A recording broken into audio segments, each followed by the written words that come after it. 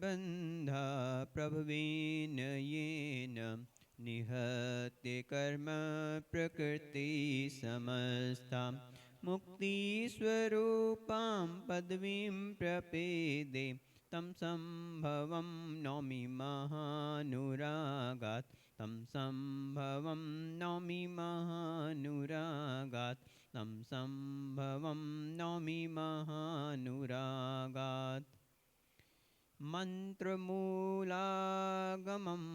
वाक्यं पूजामूलं गुरुपदं ध्यानमूलं निजात्मानं मोक्षमूलं गुरुपथं मोक्षमूलं गुरुपथं मोक्षमूलं गुरुपथं गुरु अर्हत गुरु सिद्ध गुरुराचार्य पाठ कहा गुरु साक्षात् परम साधु तस्मै श्री गुरवे नमः तस्मै श्री गुरवे नमः तस्मै श्री विराग गुरवे नमः।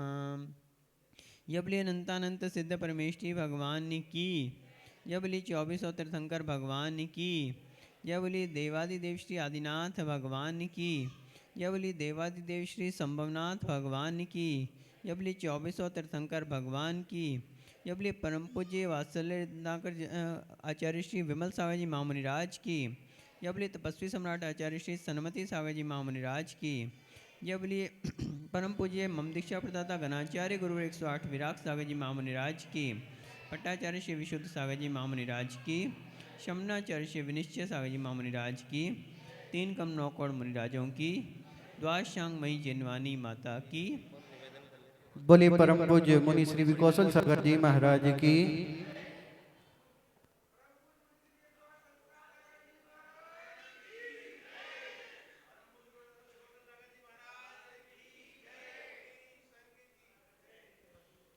Dear all, a person with having right belief always like to have the occasions of worship to the God. सम्यक दृष्टि जीव की एक चाह रहती है कि उसके लिए भगवान की पूजा अर्चना का अवसर प्राप्त हो। He feel pleasure in only the worship to the God and to the gurus. उसे गुरुओं की और भगवान की भक्ति में ही आनंद आता है। And that is only because he knows by the worship to the God he can get all the fruits in the world that cannot be achieved by any other work. क्योंकि वो जानता है, क्या जानता है कि भगवान की भक्ति से वो सब कुछ प्राप्त किया जा सकता है जो कि अन्य किसी कार्य से नहीं प्राप्त किया जाए। That's why he always engage in worship to the God and to the gurus. इसलिए वो हमेशा भगवान की और गुरुओं की भक्ति में ही संलग्न रहता है। बंधुओं,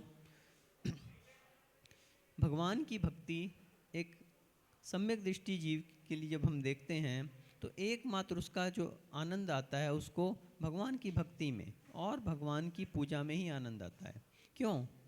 क्योंकि उसे पता है कि जीवन में जितने भी सुख हैं, जितना भी उपलब्धियां हैं, एकमात्र गुरु भक्ति से प्राप्त की जा सकती हैं, भगवान की भक्ति से प्राप्त की जाती हैं। समाधि भावना में आचार्य पुष्पपाद महाराज कहते हैं, एकापि समर्थयम जिन भक्ति दुर्गतिम निवारितुम पुण्यापि च पूरितुम दान्तुम मुक्तिश्यम कृतिनः। एकापि समर्थयम, एकमात्र अगर कोई समर्थ है तो, और कोई समर्थ नहीं है, क्या करें? एकापि, एक अपि, सिर्फ एक ही समर्थ है। किसमें?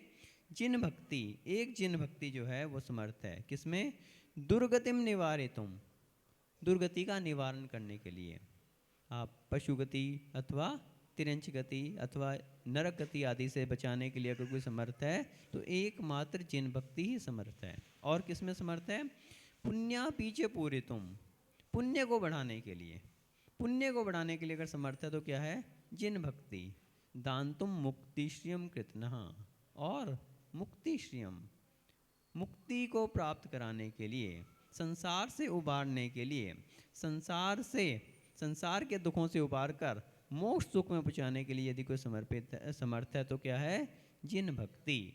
जिन भक्ति की ऐसी महिमा आचार्य पूज्यपाद भगवान समाधि भक्ति के अंदर बता रहे हैं कि जिन भक्ति की इतनी बड़ी महिमा है कि वह कहाँ एक तरफ दुर्गति का निवारण करती है, नरक और पशुगति के दुखों से बचाती है, और दूसरी ओर पुण्य का वर्धन करती है। पुण्य के तो महिमा आप सभी को पता ही है। हम लोग जितने भी कार्य करते हैं उसमें जो भी उपलब्धि होती है, पुरुषार्थ करना आपके हाथ की बात है, लेकिन उसमें उपलब्धि होना ये किसकी महिमा है? एकमात्र पुण्य की महिमा है। जिसके जीवन में पुण्य होता है उसे सभी उपलब्धियां प्राप्त होती हैं। और पुण्य कैसे बढ़ता है? जिन भक्ति से। लोग सोचते हैं दुकान कैसे चलती है, दुकान पे बैठने से दुकान चलती है, लेकिन ऐसे भी लोग हैं जो सुबह से लेकर शाम तक पूरा दिन दुकान पे लगाते हैं, पूरी मेहनत करते हैं, ग्राहकों को बुलाते हैं, लेकिन फिर भी उनको उतनी उपलब्धि नहीं पाती। और एक बगल वाला है, उसको भगाए भगाए भी जो है ग्राहक नहीं भागते। तो ये अंतर है तो क्यों है? एकमात्र पुण्य का अंतर है। वही चीज़ वो भी दे रहा है, वही बगल वाला भी दे रहा है, उसी ब्रांड की दे रहा है, उसी क्वालिटी की दे रहा है, उस रेट की दे रहा है, और यहाँ तक कि वो व्यक्ति और कम रेट पे दे रहा है, भैया और सस्ते में ले जाओ तुम, लेकिन उसके पास ग्राहक नहीं आ रहे, बगल वाली दुकान पे जा रहे हैं।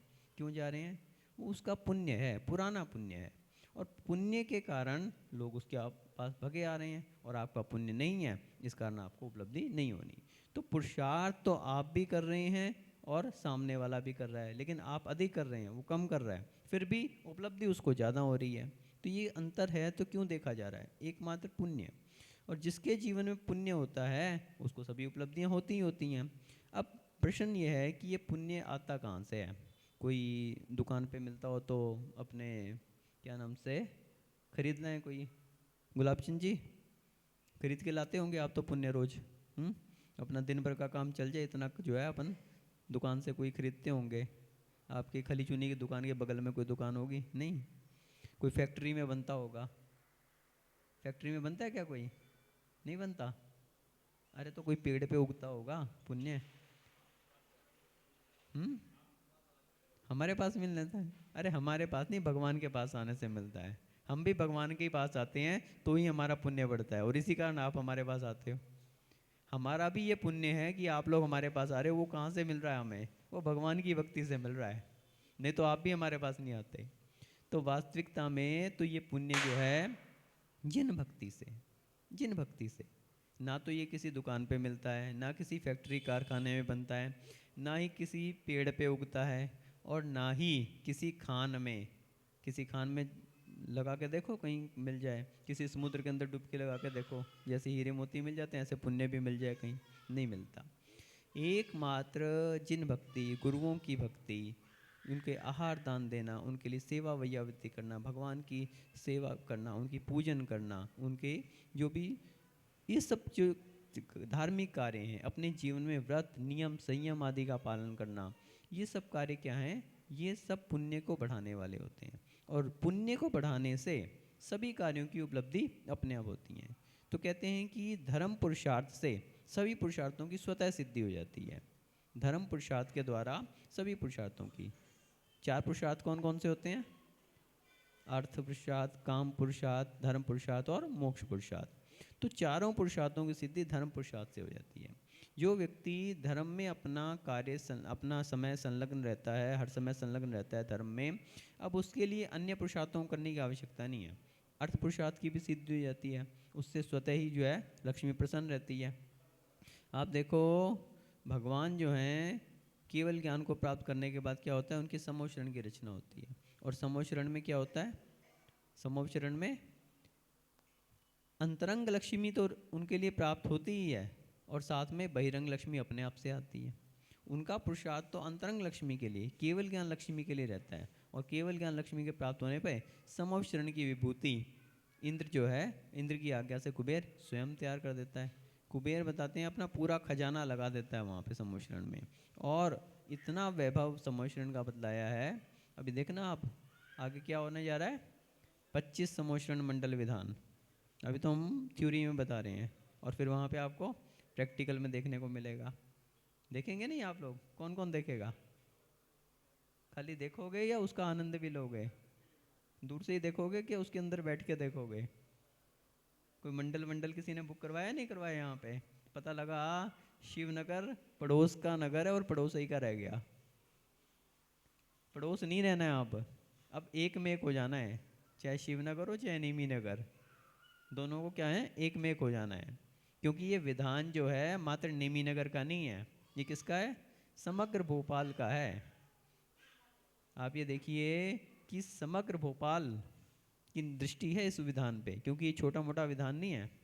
पूरे नेमी नगर वालों ने चतुर्मास में इतना पुरुषार्थ नहीं किया होगा जितना अकेले इस विधान के लिए कर रहे हैं। पूरी समिति हो या समाज हो, सभी पूरे उत्साह के साथ, पूरे सब लोग जो हैं पूरी इच्छा शक्ति के साथ और पूरे उत्साह के साथ इस विधान की तैयारी में लगे हुए हैं। और अभी तक तो हम लोग नेमी नगर की जो मंदिर है ना नेमीनाथ भगवान का, उसी बाउंड्री तक सीमित थे। अब पहली बारी अवसर है 4 महीने में जब उस बाउंड्री से बाहर जाकर भी कोई कार्यक्रम होने जा रहा है।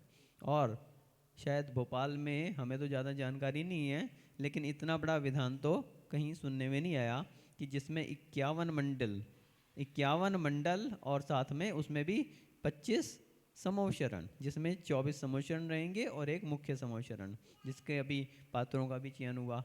और हमारे नेमी नगर वालों ने और हमारे प्रदीप जी, बहुत सारे लोगों ने मुख्य पात्र बनने का भी सौभाग्य प्राप्त किया। तो वो तो भगवान के उसमें बैठकर आनंद लेंगे ही। वास्तविकता में एक इंद्र का, स्वधर्म इंद्र का और श्रीपाल बनने का क्या सौभाग्य होता है। अब ये न स्वयं बोधमयी लोका आश्वासिता केचन वित्तकार्ये प्रबोधिता केचन मोक्षमार्गे तमादिनाथं प्रणमामि नित्यं तमादिनाथं प्रणमामि नित्यं तमादिनाथं प्रणमामि नित्यं।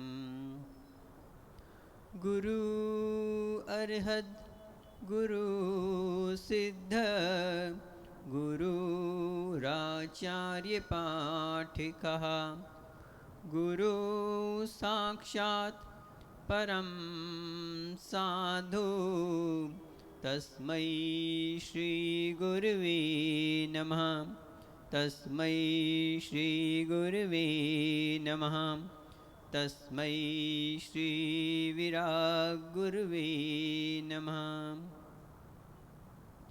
सम्मत्तनानि दर्शन वीर्ये सुमोतहेव अयुघनम् अगुरुलघुमौवाहम् अट्गुणामोति सिद्धानम् तव सिद्धे नय सिद्धे संयम सिद्धे चारित्र सिद्धेय नाणं विदंसनमीय सिद्धे ममामि सदा।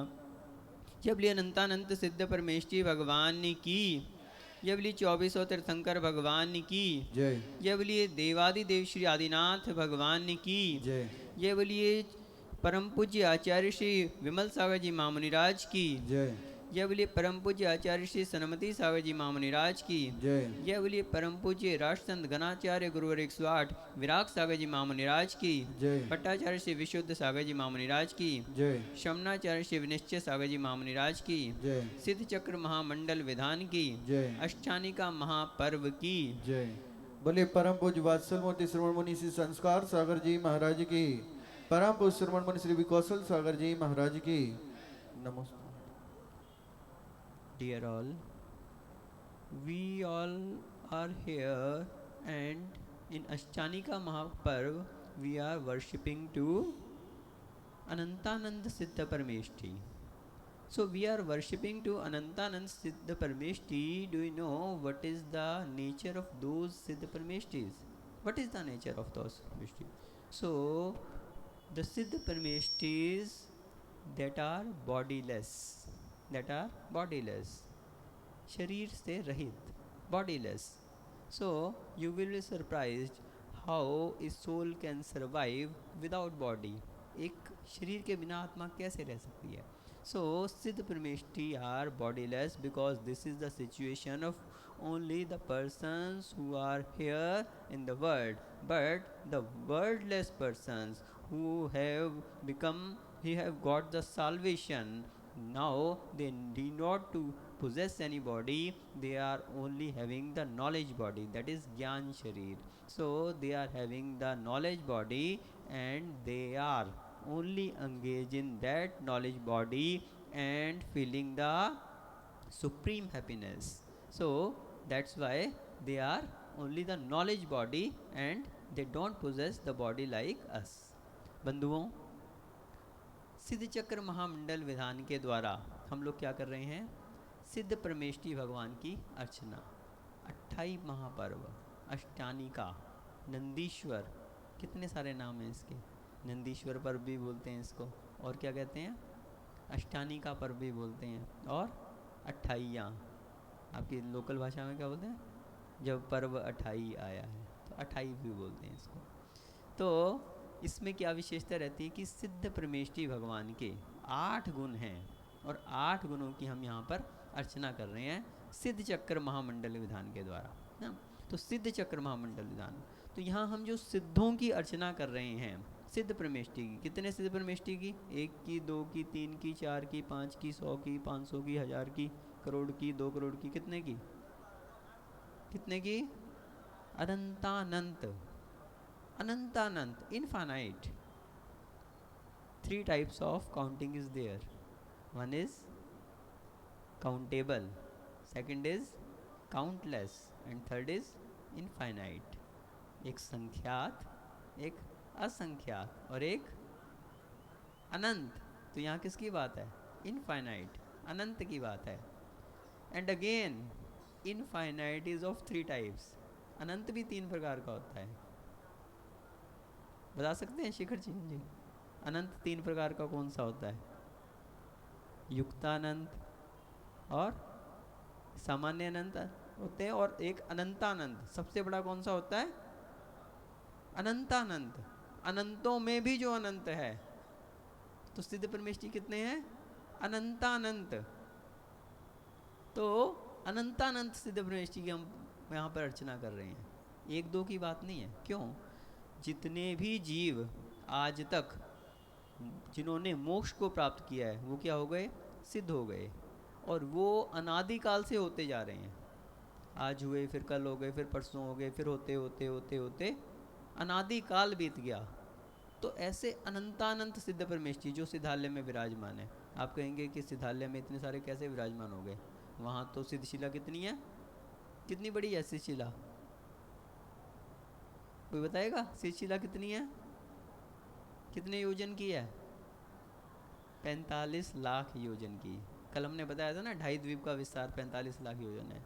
तो जो 2.5 द्वीप का विस्तार है वही सिद्धशिला का विस्तार है। क्योंकि मनुष्य जो है वो 2.5 द्वीप से बाहर जा नहीं सकता, और मनुष्य हुए बिना मुक्ति मिल नहीं सकती। मनुष्य एकमात्र मनुष्य गति से ही मुक्ति मिलती है। सिद्ध परमेष्ठी होने के लिए एकमात्र कौन सी गाड़ी है? यही मनुष्य। पूरा जंक्शन है, यहाँ से चारों गतियों में जा सकते हैं, और सिद्ध परमेष्ठी के लिए भी यहीं से रिजर्वेशन होता है। तो एकमात्र मनुष्य गति एक ऐसी है जिसके द्वारा आप तिरंच गति में भी जा सकते हैं, कहीं नरक गति में भी जा सकते हैं, कहीं आप इसके लिए देव गति भी प्राप्त कर सकते हैं, और मनुष्य होकर मनुष्य भी दोबारा हो सकते हैं। और एक जो पंचम गति जिसे कहा वो कौन सी है? सिद्ध परमेष्ठी की। तो एकमात्र मनुष्य गति से ये सभी प्राप्त हो सकती हैं, और किसी भी गति से मोक्ष प्राप्त नहीं हो सकता। तो अनंतानंद सिद्ध परमेष्ठी की हम बात कर रहे हैं। तो जो अनंतानंद सिद्ध परमेष्ठी हैं उनका कैसा स्वरूप है जिनकी हम अर्चना कर रहे हैं? कैसे हैं वे? ज्ञान शरीरी हैं। उनका शरीर नहीं है जैसा आपका और हमारा शरीर है, ऐसा शरीर नहीं है उनका। क्योंकि शरीर कितने प्रकार के होते हैं? औदारिक, वैक्रिक, तेजस, कार्बन और औदारिक, वैक्रिक, तेजस, कार्बन, आहारक, ऐसे 5 प्रकार के शरीर होते हैं। तो जो औदारिक शरीर है ये तो मनुष्य और त्रिंचों का होता है। मनुष्य और त्रिंचों का कैसा होता है? औदारिक शरीर, जिसमें हड्डी, मांस आदि ये जो सप्त धातुएं ये पाई जाती हैं। और वैकृक शरीर किसका होता है? देवों का, देवों का और नारकियों का। तो नारकियों का जो है अशुभ वैकृक होता है और देवों का शुभ वैकृक होता है। तो उसमें ये सप्त धातुएं नहीं पाई जाती, उनका वैकृक शरीर होता है। विक्रिया के द्वारा वे अनेक रूपों को भी बना सकते हैं, तो वैकृक शरीर कहलाता है। और इसके बाद आहारक शरीर, जो आहारक रिद्धिधारी मुनिराज होते हैं उनका आहारक शरीर एक पुतला निकलता है, और वो पुतला जाकर क्या करता है? वो भगवान के समोषण में जाकर उनकी शंका का समाधान कर लेता है, तो वो आहारक शरीर कहलाता है। और इसके अलावा तेजस और कार्बन, ये सभी संसारी जीवों के हुआ करते हैं, जितने भी संसारी जीव हैं। और साथ में क्या कहा? अनादि संबंधे च, इनका आत्मा से अनादि काल से संबंध है। औदारिक, वैकृक और आहारक तो आपको मिलेंगे और छूट जाएंगे। आहारक शरीर तो उसका बहुत ही थोड़ा समय रहता है, और औदारिक और वैकृक भी जितनी आपकी आयु है उतने प्रमाण आपके साथ रहता है, और आयु के निषेक पूरे हुए तो वो शरीर छूट जाता है, नया शरीर मिल जाता है। मात्र 1, 2, 3 समय तक आत्मा जो है बिना औदारिक और वैकृक शरीर के रह सकती है, और उसके बाद दूसरे शरीर को धारण कर लेती है। कुछ लोग कहते हैं ना, वो तो 6 महीने पहले कोई चल बसा था तो उसकी आत्मा 6 महीने तक भटकती रहती है। 6 महीने तक तो बहुत दूर की बात है, इतने तक आपको पता लगा कि वो चला गया, इतने तक तो वो दूसरा शरीर धारण भी कर लेगा। क्योंकि 1, 2, 3 समय, अधिक से अधिक, इससे अधिक नहीं रह सकती आत्मा। उससे ज़्यादा समय में तो उसको दूसरे शरीर को धारण करना ही करना पड़ेगा। तो इतना मात्र समय रह सकता है। लेकिन तेजस और कार्बन, ये 2 शरीर ऐसे हैं जिनके लिए कहा अनादि संबंधे च। अनादि काल से अगर कोई शरीर हमें परेशान कर रहे हैं तो ये तेजस और कार्बन कर रहे हैं। उसमें भी कार्बन शरीर जो है, तेजस शरीर तो वो होता है जो शरीर को कांति प्रदान करता है, और ये कार्बन शरीर जो है ना, ये सबसे बड़ी जड़ है, सबसे बड़ी समस्या इसी की है। यही जो हमारे ज्ञानावर्णी, दक्षिणावर्णी आदि जो 8 कर्म हैं, इनका जो शरीर है वो क्या कहलाता है? कार्बन शरीर। ये पीछा नहीं छोड़ता बस। औदारिक शरीर तो छूट जाएगा, वैकृक शरीर तो छूट जाएगा, आहारक तो बहुत कम लोगों को मिलता है, और वो भी बहुत थोड़े समय के लिए मिलता है। लेकिन ये जो कार्बन शरीर है, कर्मों ने हमें जकड़ रखा है। ये आत्मा को जकड़ने वाले कौन है? ये 8 कर्म हैं। इन 8 कर्मों के कारण व्यक्ति जो है क्या कर रहा है? संसार में भटक रहा है। और ये संसार में भटकने के कारण व्यक्ति जो है परेशान हो रहा है इतने समय से, अनादिकाल से। और ये तेजस कार्बन शरीर जिसके छूट गए, वो कौन हो जाता है? सिद्ध परमेष्ठी। वो सिद्ध परमेष्ठी हो जाता है, वो सिद्ध दशा को प्राप्त कर लेता है। यानी जिसने अपने 8 कर्मों पर विजय प्राप्त कर ली और अपने 8 आत्मा के गुणों को प्रकट कर लिया, वो ही सिद्ध परमेष्ठी होते हैं। तो ऐसे सिद्ध परमेष्ठी होते हैं जिनका कोई शरीर नहीं होता, यानी इन 5 शरीरों में कोई शरीर नहीं होता। तो उनके लिए क्या कहा? ज्ञान शरीरी। ज्ञान रूपी शरीर के द्वारा जो सभी को जानते हैं, ज्ञान रूपी शरीर है, ज्ञान ही जिनका शरीर है। यूं तो आत्मा में अनंत गुण है। आत्मा में कितने गुण हैं? 1, 2, 3, 4 नहीं है, ये 8 गुण गिलाए मात्र 8 ही नहीं है। आत्मा अनंत गुणमयी है, लेकिन ज्ञान गुण की विशेषता ये है कि ज्ञान गुण के द्वारा ही अन्य सभी गुणों को वेदन किया जा सकता है, जाना जा सकता है। तो ज्ञान गुण के द्वारा क्योंकि सभी गुणों को जाना जाता है, तो ज्ञान गुण की प्रधानता से उनको क्या कहा? ज्ञान शरीरी कह दिया।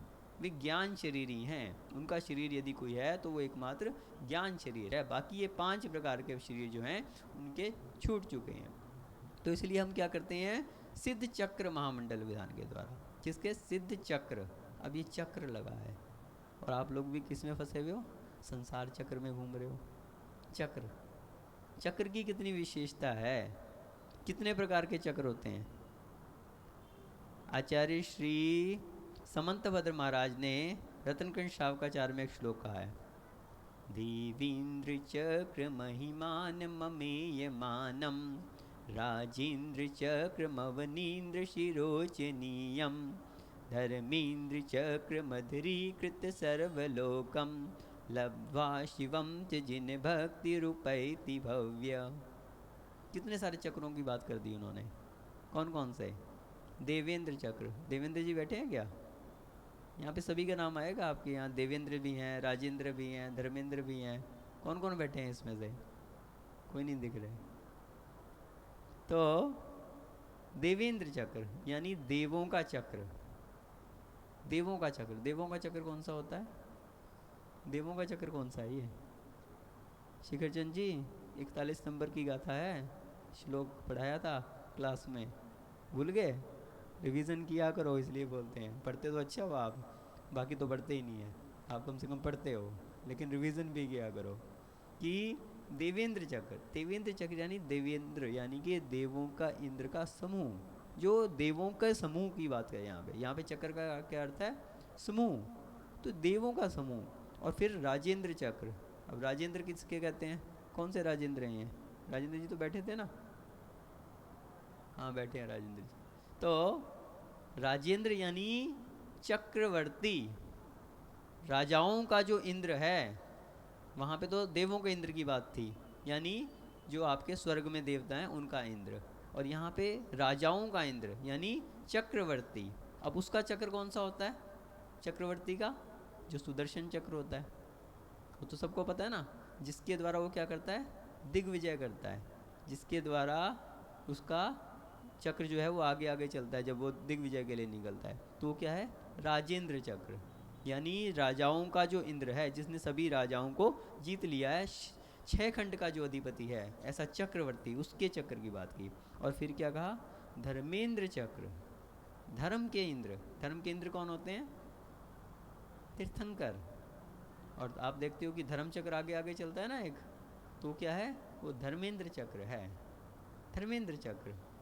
तो इस तरह से हमने देखा कि राजाओं का भी चक्र होता है, राजाओं के इंद्र का भी चक्र है, धर्म के इंद्र का भी चक्र है यानी तीर्थंकर का भी चक्र है, और इंद्रों के इंद्र यानी आपके जो स्वधर्म इंद्र आदि हैं, इनका चक्र यानी कि उनके समूह को भी वहाँ पे चक्र कह दिया।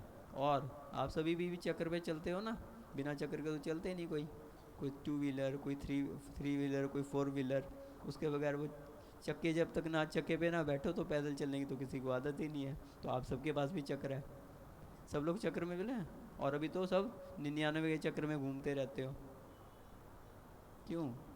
विशु छाया वाले सही कह रहे हैं ना, सभी टाइम उसी में घूमते रहते हो। आज तो बैठ भी गए यहाँ पे, कल तो बाहर ही दिख रहे थे। तो इतना भी ना उसके चक्र में पड़ो कि बस वही चक्र में चलते चलते संसार चक्र में ही डूब जाओ। तो इसलिए वो भी एक चक्र है। तो इस तरह से हम देखते हैं, कोई कुम्हार है, उसका भी चक्का है, सब चक्के वाले हैं। पापा जी का पैसा गोल, मम्मी जी की रोटी गोल, और सारी दुनिया गोल मटोल। दुनिया भी गोल है, पापा के पैसे भी गोल हैं, मम्मी जी की रोटी भी गोल है, कुम्हार का चक्का भी गोल है, पहिए के चक्के भी गोल हैं। तो सब चक्र की पूरी दुनिया जो क्या है वो गोल मटोल ही है। दुनिया भी गोल है, पृथ्वी भी कैसी है? वो भी गोल है, तो वो भी एक चक्र है। तो इस तरह से चक्र तो अनेक होते हैं, लेकिन यहाँ पे हमें जो महत्वपूर्ण बात है वो है धर्म चक्र संबंधित। और एक चक्र होता है न्याय चक्र। कौन सा होता है? न्याय चक्र। आचार्य अमृतचंद्र महाराज ने पुरुषार्थ सिद्धि उपाय में नए चक्र की बात कही है। नए चक्र यानी जो नयों के विषय में जानता है। तो जो नयों के चक्र में विशारद है वो ही इस चक्र को चला सकता है। अन्यथा वहाँ पे कहा कि जो नयों को नहीं जानता वो इस चक्र के द्वारा उसका सिर, चक्र जो है ना वो भी काम करता है। तो वहाँ पे कहा कि इसको, नए चक्र को समझना बहुत ज़रूरी है, क्योंकि जो नयों के चक्र को नहीं समझता, कहाँ पे कौन सा नय लगना है, कहाँ पे आपको व्यवहार नय लगाना है, कहाँ पे आपको निश्चय नय लगाना है, और निश्चय की जगह व्यवहार कर दिया और व्यवहार की जगह निश्चय लगा दिया, तो क्या होगा? उसका सिर जो है उसी चक्र के द्वारा जो है, नए चक्र के द्वारा समाप्त हो जाता है। तो इसलिए नए चक्र, और जो नए चक्र को समझता है वही धर्म चक्र को समझकर सिद्ध चक्र को प्राप्त कर सकता है। नए चक्र के द्वारा नयों को सही लगाएगा वही धर्म चक्र को प्राप्त करके और धर्म चक्र के द्वारा सिद्ध चक्र को प्राप्त कर सकता है। तो आप सब क्या कर रहे हैं? सिद्ध चक्र महामंडल विधान, सिद्ध चक्र महामंडल। और इस सिद्ध चक्र महामंडल विधान में आप अनंतानंद सिद्ध परमेष्ठी की क्या कर रहे हैं, अर्चना कर रहे हैं। तो बंधुओं, ये जो अर्चना है ये किस लिए कर रहे हैं आप? अपने इस संसार चक्र को समाप्त करने के लिए, संसार चक्र को समाप्त करने के लिए। तो उसके लिए हमें जो 8 कर्म रूपी जो शरीर हमारे साथ लगा हुआ है उसको समाप्त करके 8 गुणों को प्रकट करना है। और उन्हीं 8 कर्मों को समाप्त करके जो 8 गुणों को प्राप्त कर लेगा तो क्या हो जाएगा, सिद्ध परमेष्ठी बन जाएगा, सिद्धों की श्रेणी में आ जाएगा। तो आपका ये सिद्ध चक्र विधान करना सफल हो जाएगा। इसलिए कभी भी ये मत सोचना कि मैना सुंदरी ने श्री चक्र विधान क्यों किया था, अपने पति के कुष्ठ रोग को दूर करने के लिए किया था, नहीं। ये संसार की जो अभिलाषाएं हैं ये तो अपने आप से पूर्ण होती हैं, लेकिन जो धार्मिक कार्य किए जाते हैं एकमात्र सिद्ध गति की प्राप्ति के लिए किया जाता है। किस लिए प्राप्त किया जाता है? सिद्ध गति की प्राप्ति के लिए। संसार की कामनाओं को प्राप्त करने के लिए नहीं किया जाता, एकमात्र अपने 8 कर्मों से मुक्ति प्राप्त करने के लिए और सिद्ध गति को प्राप्त करने के लिए। क्यों कहते हैं? जागदी अरहंता नाम निट्ठिनानम च जागदी जागदी वीद मोहानाम सामे भवदु सत्सदा। मूलाचार के 107 नंबर गाथा में आचार्य कुंद महाराज क्या कह रहे हैं? जागदी अरहंता नाम, जो गति अरिहंतों की हुई। अरिहंत क्या बनते हैं? सिद्ध बनते हैं ना वो भी। और निट्ठिनानम च जागदी, कृतकृत्य यानी कि जो सिद्ध परमेष्ठी हैं कैसे होते हैं? कृतकृत्य, जिनका कोई भी कार्य शेष नहीं। आप क्या पढ़ते हैं? निकम्मा। तेज कुमार जी आप क्या हैं? निकम्मे ही हैं? अभी नहीं हुए। निकम्मा ऐसा नहीं समझ लेना, किसी को भी बोल देते हैं निकम्मा। सिद्धों के लिए कहा निकम्मा, यानी जो कर्मों से मुक्त हो गए हैं। और आपको कोई निकम्मा कहते तो आप लड़ने के लिए दौड़ते हो। कोई कह दे सही अर्थ लगा लो तो कभी गुस्सा नहीं आएगा। किसी ने कहा पागल, महाराज को कोई कहते पागल, भैया सही कह रहे हैं, पापों को गला रहे हैं, इसलिए क्या है? अब बताओ तेज कुमार जी, आप पागल हो के नहीं हो? पूरे पागल हैं, ठीक है। और कोई कह दे निकम्मा, निकम्मा यानी कि कर्मों से जो मुक्त हो रहे हैं, कृतकृत्य। तो इसलिए गलत अर्थ में नहीं लगा लेना, सही अर्थ जो लगा लेता है वो सदा प्रसन्न रहता है, और जो सही अर्थ पे नहीं पहुंचता बस करते रहो लड़ाई, फिर तो प्रसन्न ही रहते हो आप तो, ठीक है। तो ये जो 8 कर्म हैं इनसे जो रहित हो गया है वो क्या है? कृतकृत्य, निकम्मा। तो जो गति अरिहंतों की है, और जागदी जो कृतकृत्य उनकी जो गति है, जागदी वीद मोहानाम, जिन्होंने मोह को जीत लिया है, ऐसे मोह रहित की जो गति, सामे भवदु सत्सदा, वो गति हो मेरी, वो शाश्वत गति हो। वो कैसी गति है? शाश्वत गति। क्यों? जो इस गति को प्राप्त कर लेता है। आपने अनेकों बार नरक गति को प्राप्त किया, वो छूट गई। अनेकों बार त्रिंच गति को प्राप्त किया, छूट गई। मनुष्य गति को प्राप्त किया, छूट गई। देव गति को प्राप्त किया, छूट गई। लेकिन एकमात्र सिद्ध गति एक ऐसी है, एक बार आपने प्राप्त कर ली तो फिर छूट नहीं सकती। क्यों? क्योंकि काले कल्प शते पीच गते शिवानाम न विक्रिया लक्ष्या उत्पादोपि यदि स्यात् त्रिलोक संभ्रांति कर्णपटु। आचार्य समंतभद्र महाराज रतनगढ़ शावकाचार्य की 133 नंबर के श्लोक में बता रहे हैं कि काले कल्प शते अपि, कल्प काल पता है ना, आपने बताया बहुत बार हमने, 20 कोड़ा कोड़ी सागर का एक कल्प काल होता है। तो ऐसे अनेकों कल्प काल भी बीत जाएं, अनेकों कल्प काल भी बीत जाएं, तब भी गते शिवानाम न विक्रिया लक्ष्या, जिन्होंने शिव गति को प्राप्त कर लिया है, गते शिवानाम यानी कि सिद्ध गति को जिन्होंने प्राप्त कर लिया है, न विक्रिया लक्ष्या, उनमें कोई भी विक्रिया यानी कि कोई भी विकार नहीं आ सकता, वो अपनी जगह शाश्वत रहेंगे। उत्पादों भी यदि स्यात्, पूरे 3 लोक को भी हिलाने वाला ऐसा भूकंप आ जाए, सारे में कोलाहल हो जाए, कितना भी कोलाहल हो जाए, तो भी त्रिलोक संप्रांति करण बटु, 3 लोक को हिलाने वाला भी अगर कोई ऐसा पूरे भूकंप भी आ जाए तो भी शिवानाम सिद्धों में विक्रिया, कोई भी अंतर नहीं आ सकता। जो एक बार सिद्ध गति को प्राप्त हो गया वो वहीं विराजमान रहता है। कहते हैं ना अवतार लेते हैं भगवान, अवतार लेते हैं।